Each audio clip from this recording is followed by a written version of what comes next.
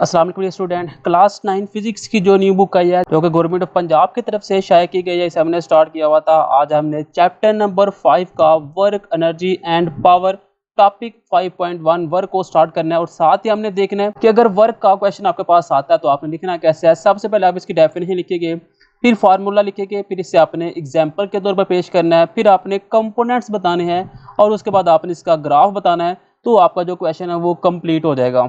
तो बेटा chapter number 5 work energy and power को हमने स्टार्ट किया है। कहा जा रहा है work energy are important concept in physics as well as in our everyday life. Work और एनर्जी हमारी रोजमर्रा जिंदगी के अंदर बहुत ही अहम किरदार अदा करती है। Commonly the word work cover all sort of activities whether mental और फिजिकल। आमतौर पर जो वर्क है बेटा वो तमाम कंसेप्ट को कवर करता है जिसके अंदर मेंटल या फिजिकली चीज़ें आ जाती है। If a girl is study, अगर एक लड़की स्टडी कर रही है, पढ़ रही है। आर मैन इज स्टैंडिंग, अगर कोई आदमी खड़ा है। With the load of bricks on his head, अपने सर के ऊपर ईंटें उठा के। We say that they are doing work, तो हम कहते हैं कि ये क्या कर रहे हैं, ये काम कर रहे हैं। बट अकॉर्डिंग टू फिजिक्स, लेकिन फिजिक्स के असूल के मुताबिक work has a specific definition. Work की एक खास डेफिनेशन है। Work is said to be done when a force act on object and move it through a some distance. Physics के अंदर कहा जा रहा है कि वर्क उस वक्त होगा जब कोई ऑब्जेक्ट कोई भी डिस्टेंस कवर करे और उसके ऊपर फोर्स लग रही हो। यानी कि यहाँ पे कहा जा रहा है कि ये एक लड़की है, ठीक है, वो स्टडी कर रही है, तो हम क्या करें कि वो काम कर रही है। या फिर ये एक आदमी इसने ईंटें उठा के खड़ा है, तो हम कहते हैं कि ये वर्क कर रहा है। लेकिन फिजिक्स कहती है कि ये दोनों वर्क नहीं कर रहे। वर्क तब होगा जब ये ऑब्जेक्ट जो है जिसने ईंटें उठाई है ये एक पॉइंट से दूसरे पॉइंट तक जाता है, फिर हम कहेंगे कि इसने वर्क किया है। अदरवाइज ये सारा दिन खड़ा रहे तो हम कहेंगे फिजिक्स के अंदर इसने वर्क नहीं किया। The concept of energy is close associated with that. तो यहाँ पे जस्ट हमने बेटा ये दो जो कंसेप्ट थे ये कवर करने थे। नेक्स्ट हम अपने टॉपिक के ऊपर आएंगे हैं। टॉपिक है 5.1 वर्क। सबसे पहले डेफिनेशन है, डेफिनेशन यहाँ से हमारी स्टार्ट हो रही है। Work is defined as a product of magnitude of force. Work को हम डिफाइन करेंगे फोर्स के साथ और उसका मल्टीप्लाई किसके साथ होगा, distance cover in the direction of force, जिस सिमत में फोर्स लग रही है।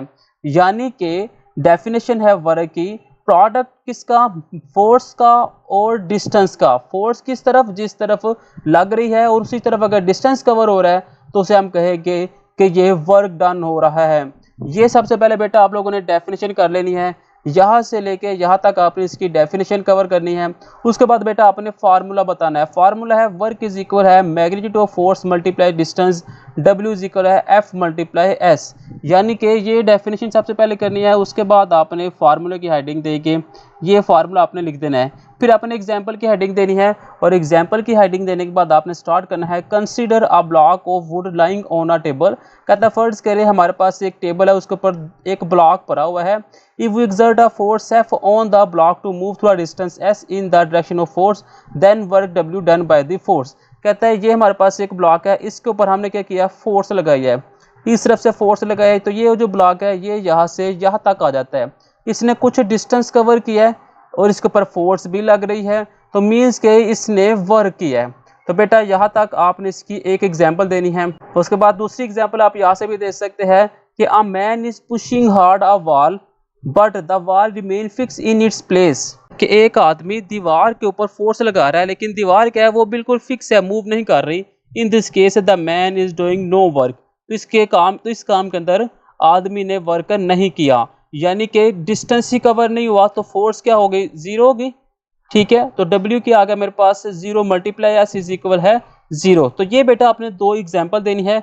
नेक्स्ट अगर हम इसके कंपोनेंट की बात करें तो कंपोनेंट का एक क्वेश्चन भी बन के आ सकता है, what will be the work done. Work कब होगा, when a force is acting on a body, जब एक ऑब्जेक्ट के ऊपर फोर्स लग रही है। मेक एन एंगल, और एक एंगल के साथ डायरेक्शन ऑफ मोशन। तो अपने इसके कंपोनेंट बताने हैं, यानी कि यहाँ से लेकर यहाँ तक बेटा ये सवाल भी बन के आ सकता है, या फिर इसके ऊपर आप कंपोनेंट्स की हेडिंग दे के यहाँ से आप शुरू करेंगे। In this case work is done due to component of force which is acting along the direction of motion. Resolve the force F into components. We have the component F cos theta that act in the direction of motion। देखिए कहा क्या जा रहा है कि ये एक block था, ठीक है, इसके ऊपर एक फोर्स लग रही है, इस तरफ से हमने फोर्स लगा दी, ठीक है, ये ब्लॉक यहाँ से यहाँ तक आ गया, इसने डिस्टेंस S कवर कर लिया है। तो हमारे पास फार्मूला क्या बन जाएगा, फार्मूला हमारे पास बन जाएगा W इज इक्वल है F और साथ में S। अब साथ ही देखिए ये जब ब्लॉक यहाँ से यहाँ जाएगा तो हमने यहाँ से फोर्स लगा रहे तो ये एक एंगल भी बना रहा है, ठीक है, ये एक एंगल बन रहा था। अब एंगल कौन सा बन रहा है, ये एक्स एक्सिस के ऊपर बन रहा है, तो यहाँ पे हम x के साथ लिख देंगे x, यानी कि Fx। तो Fx किसके इक्वल होता है, हम जानते हैं कि जो Fx है वो इक्वल होता है F cos थीटा। तो इस Fx को हम यहाँ पे पुट करेंगे तो W इज इक्वल आ जाएगा F cos थीटा साथ में S। अब देखिए ये जो ब्लॉक है यहाँ से यहाँ तक आया, तो इसके अंदर हम कहते हैं कि अगर थीटा जोन सा है, ये थीटा, इसे हम पहले 0 रखते हैं। अगर हम थीटा को 0 रखते हैं तो cos 0 क्या होता है 1, तो W किसके इक्वल आएगा, W आएगा यहाँ पे F cos, यहाँ पे हम लिखते हैं कि 0 डिग्री साथ में S, तो W इज इक्वल आएगा F S के। ये कब होगा, जब हम थीटा क्या रखेंगे 0। अब हम थीटा क्या रखेंगे 90 डिग्री। ये 0 और 90 क्यों रख रहे हैं, पहली बात हमने की कि हम यहाँ से रस्सी बांध हुई है इस ब्लॉक को और इस तरफ खींच रहे हैं, ठीक है, तो ये एक एंगल बन रहा था। अब हम बात करेंगे कि हम ऊपर से फोर्स लगा रहे हैं, ऊपर से फोर्स लगा रहे हैं और इसको हम यहाँ से इस तरफ लेके जा रहे हैं, तो अब एंगल क्या बन रहा है परपेंडिकुलर 90 का। तो आप cos 90 लिखेंगे तो cos 90 क्या होता है 0, तो W क्या आ जाएगा यहाँ पे 0। अब देखिए ये बात उसने देखिए की हुई है, cos 0 क्या है वो 1 है, तो W इज इक्वल है FS आ गया। अब साथ ही वो बात करता है इन this case the force and distance cover in the same direction. अब थीटा क्या रख दिया है 90, तो cos 90 क्या होता है 0, तो W क्या आ गया 0। This is the case when force is perpendicular to the displacement. Just आपने यहाँ तक इसको करना है, इसके आगे बेटा आप लोगों ने काट देना है, ये कोई ज़रूरत नहीं है इसको करने की, इसके अंदर कोई खास चीज़ नहीं है। हाँ लास्ट को भी सिर्फ आपने बता देना है कि ये जो वर्क है वो क्या है, वो एक स्केलर क्वांटिटी है। स्केलर क्वांटिटी और वेक्टर क्वांटिटी क्या होता है, स्केलर क्वांटिटी ये होता है कि ये देखिए हमारे पास कोई भी एक ऑब्जेक्ट है, फर्ज के लिए ये एक पत्थर है, ठीक है, हम अगर इसको इस तरफ फोर्स लगा सकते हैं, इस तरफ भी लगा सकते हैं, इस तरफ से भी लगा सकते हैं, इसकी कोई खास डायरेक्शन नहीं है। वेक्टर उसे कहते हैं कि वेक्टर की एक खास डायरेक्शन होती है। कैलकुलेशन ऑफ वर्क डन, जब हम ग्राफ की बात करेंगे तो ग्राफ के अंदर कहता है when a constant force F act through a distance S। हमारे पास एक कांस्टेंट फोर्स F लग रही है किसी ऑब्जेक्ट के ऊपर और उसने ऐसे डिस्टेंस कवर किया है, तो देखिए ये डिस्टेंस कवर किया है, ये फोर्स है, ठीक है। Can be plot on a force graph if the force and distance cover are in the same direction the force work done is F multiply S। यानी कि उसने दो न्यूटन फोर्स लगाई तो उसने 2 मीटर डिस्टेंस कवर किया, जब 4 Newton force लगाई तो उसने 4 मीटर डिस्टेंस कवर किया, जब 10 न्यूटन फोर्स लगाई तो उसने 10 मीटर डिस्टेंस कवर किया। तो ये जो जितना भी एरिया है ये सारा शेड कर देंगे, यानी कि वर्क डन बाय ग्राफ के अंदर ये जो शेडिड एरिया है ये सारा आ जाएगा। और सिंपल आपने बताना है clearly the shaded area are figure are also F multiply S, hence area under a force distance cover can be taken to represent the work done by that force। Simple आपने जैसे बेटा ये आप लोगों ने बता देना है और साथ में ये ग्राफ आपने ड्रॉ कर देना है। साथ ही हम बात करेंगे इसके यूनिट की। वर्क का यूनिट क्या होता है, वर्क का यूनिट होता है बेटा जूल, और जूल किसके इक्वल होता है। अब जूल की डेफिनेशन है 1 joule work is done when a force of 1 Newton.